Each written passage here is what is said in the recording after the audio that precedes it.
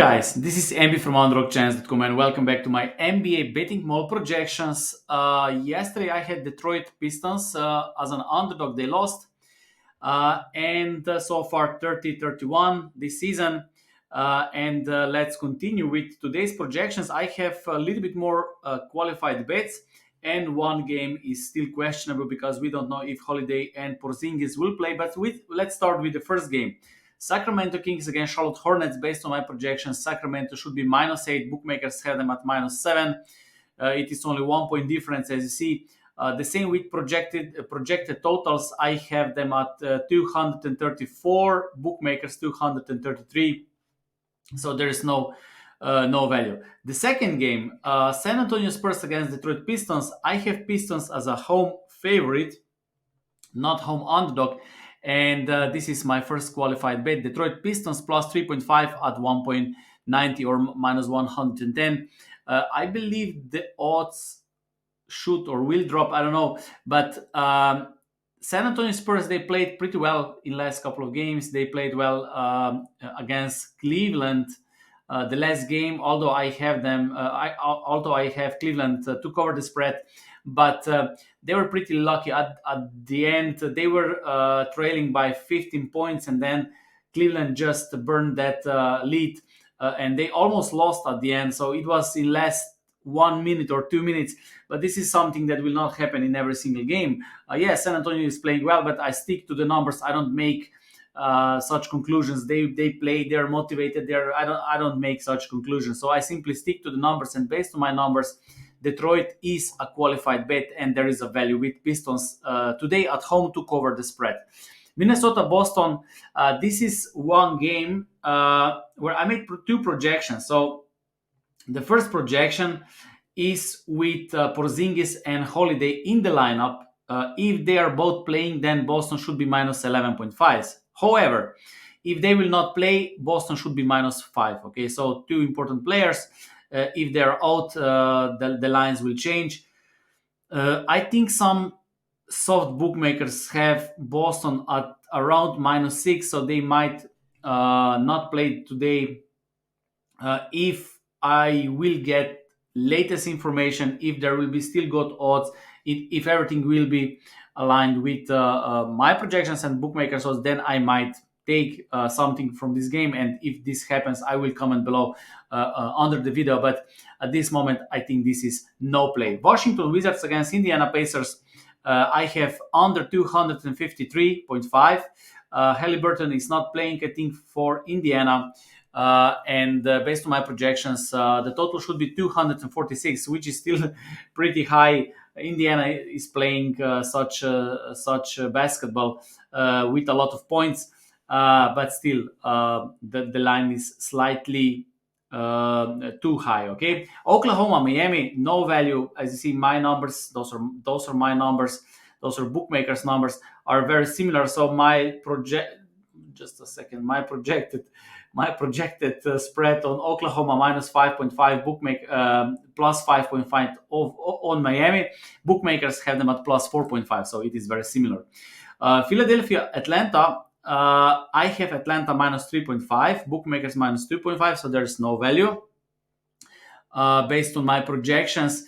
But there is a value with under 245. There are a couple of things to mention here. First of all, Philadelphia is playing without Joel Embiid. Because of that, of course, we have such line. He's their best player.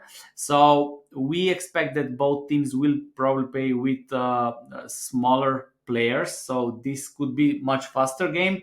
However, Atlanta Hawks have two questionable players, and one is Trae Young. If he will not play, of course, they will probably score less points as well. But still, I have Trae Young in the lineup at this moment. I don't have Joel Embiid in the lineup, and still we have under 245.5. So this is my qualified bet. Then we have Houston against Chicago Bulls. Based on my projections, Chicago Bulls should be -5, bookmakers -4. There is no value in betting on spreads, but I found a value with playing on totals. I have over 217 in this game. Because my projection showed it should be 230.5. Okay, Pelicans, Golden State. I still don't have bookmakers, so those are my projections. Denver, Utah, no value. I have Denver at minus 4.5, bookmakers minus 6, 2 point difference, and not enough difference with spreads. And the last game, Toronto Raptors against Los Angeles Clippers. I have Toronto plus 8.5, so this is this number. Bookmakers plus 9.5. And there's no value in totals as well. So maybe you saw the coach from Toronto Raptors the last day. He was very angry from the last game because they played against Lakers, and Lakers received, I think, 24 free throws in the last quarter, and Toronto received only 2 free throws. I come from Europe. He's European coach from Serbia, and I think we look at sports a little bit differently than Americans, because I also check some talk shows from ESPN in the morning sometimes, not because of sports betting, just because I want to see results or maybe something interesting. I'm also following Luka Doncic because he's coming from my country, and also Nikola Jokic is one of my favorite players as well. He comes also from this region. But when I listen to Stephen A.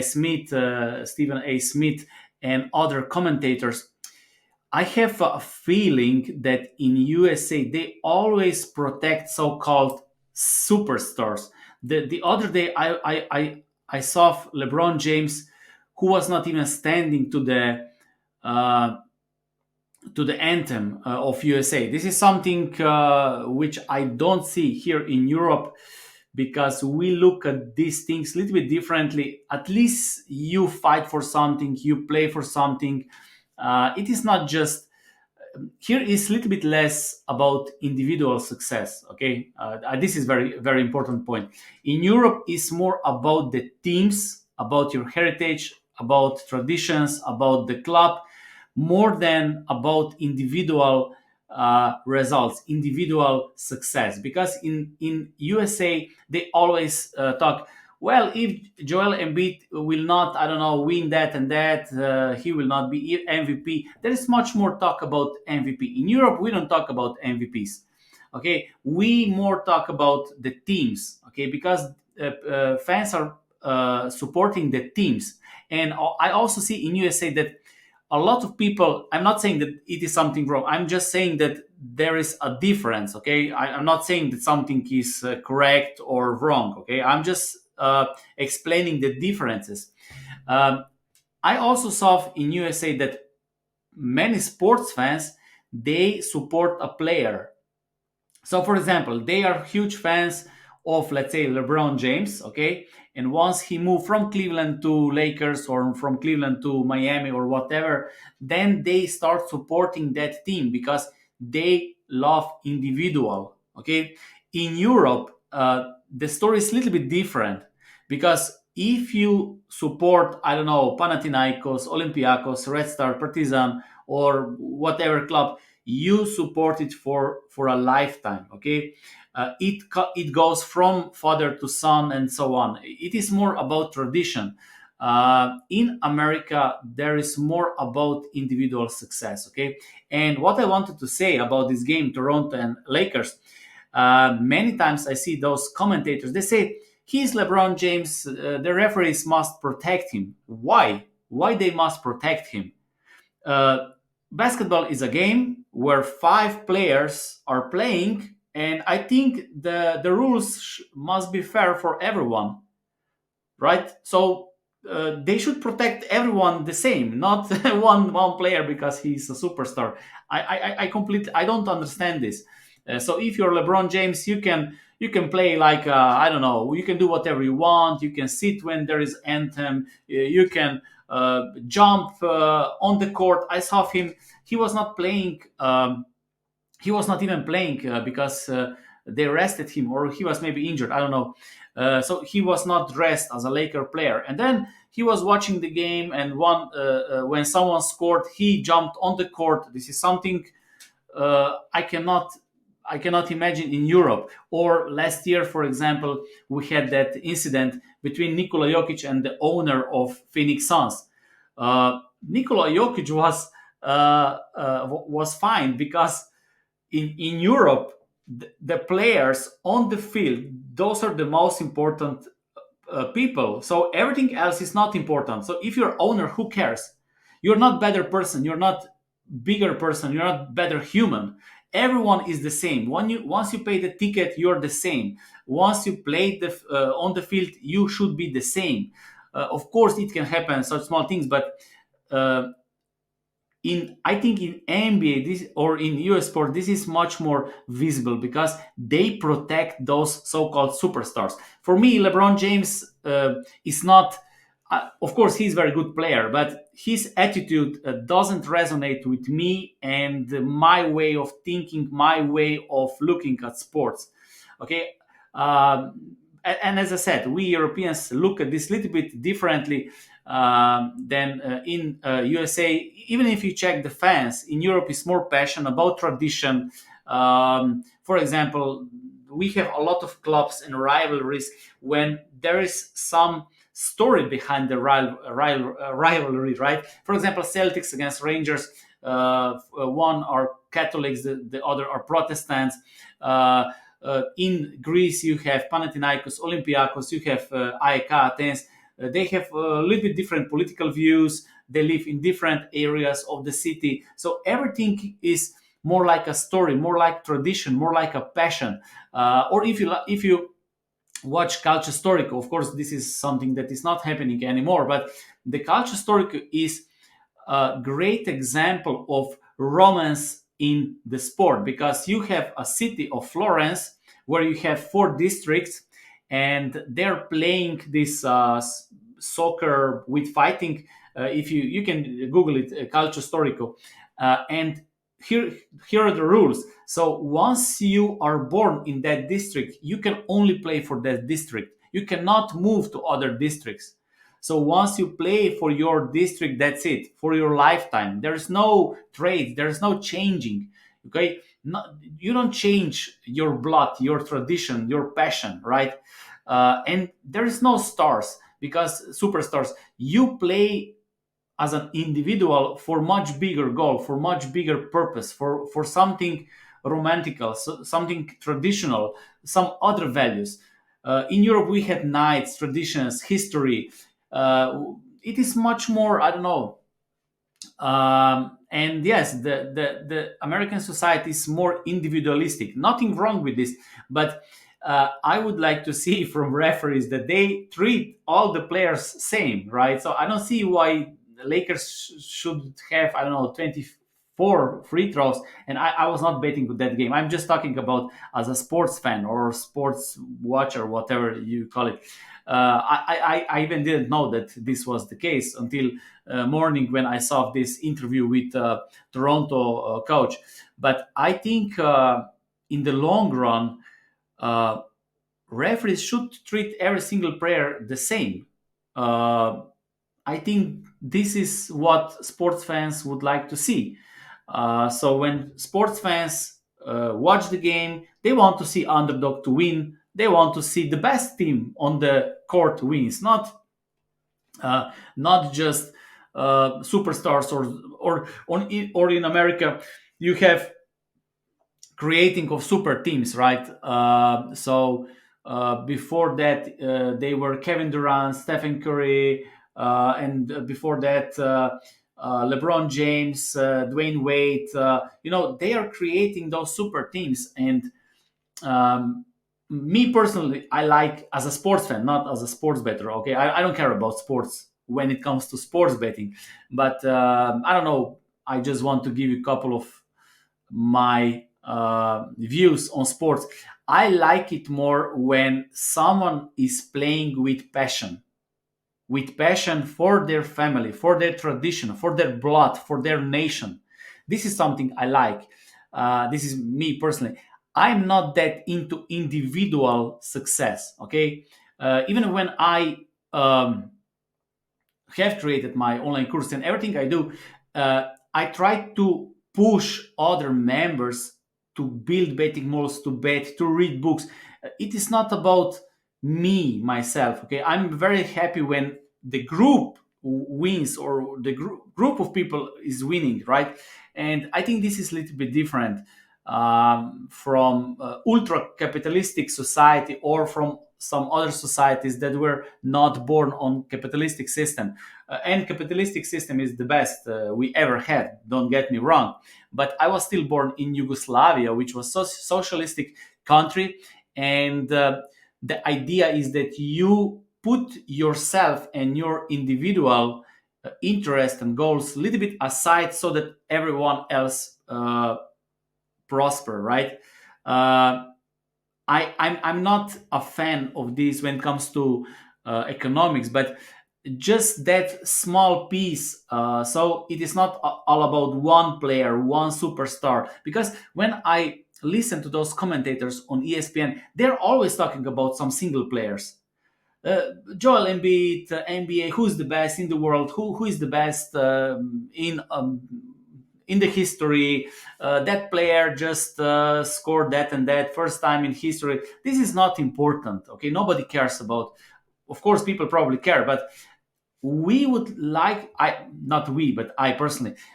I it would be much, at least for me, more interesting if I would see, I don't know, Boston Red Sox. So this is a team from, I don't know, from Boston, and people I don't know, they have some traditions. Players who were born in Boston, they tend to play there, so they don't trade as much players as they do. So they grown their own players. I know there's a lot of money involved, but and I think the things will be even worse in the future. But I think at least the referees should play fair game. Maybe AI in the future, or some robotics, or something like that, who will not have any emotions. So some program will record the game, and then it will call the foul or whatever. I think this would be much more. Much more fair. The same is in baseball. Many times, you have one umpire who has a big plate, who is more tolerant, and the other who has very small strike zone. And then this is not fair for some players. They will struggle because of that. If we would have computer, and you have always the same strike zone, and with technology this is very simple to do, then everything would be fair. So no superstars, no, because in baseball is the same story. When you have a famous hitter, sometimes they will call in his they will call, I don't know, balls, even if pitcher made a perfect pitch, just because he is a superstar.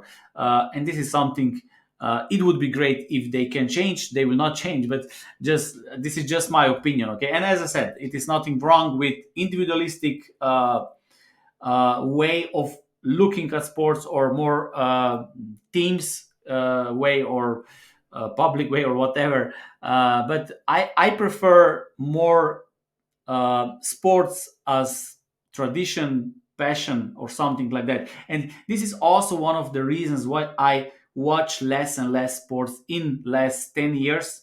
When I was younger, I remember I was watching Yugoslavia, and I was watching.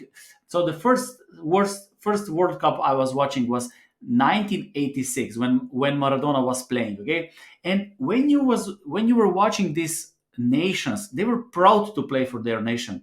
Now, if you watch the sport, everything is mixed. Nobody's playing for. No, they're still playing for nation in soccer, but it is much more individualistic. Players are getting millions of dollars, and of course, this is going into the some another direction.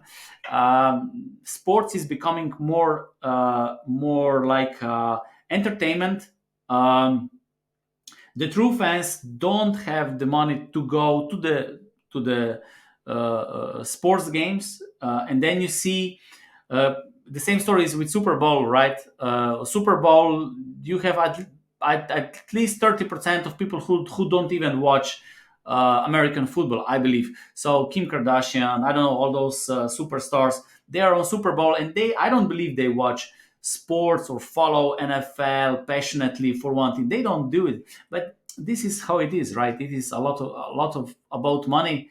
But as I said, I hope that the referees, at least this, uh, some smart person will decide that computers will be referees. At least there will be uh, no emotional involvement, so the game would be played fair. Okay. Okay, so if you listened me until this moment, thank you for your time. So I just wanted to share my views on this, and not as I said, nothing bad, nothing wrong with one or other way, but I like it more as a team sports where commentators talk about the teams, not about individual players, where referees are focusing more on a team, not on individual players.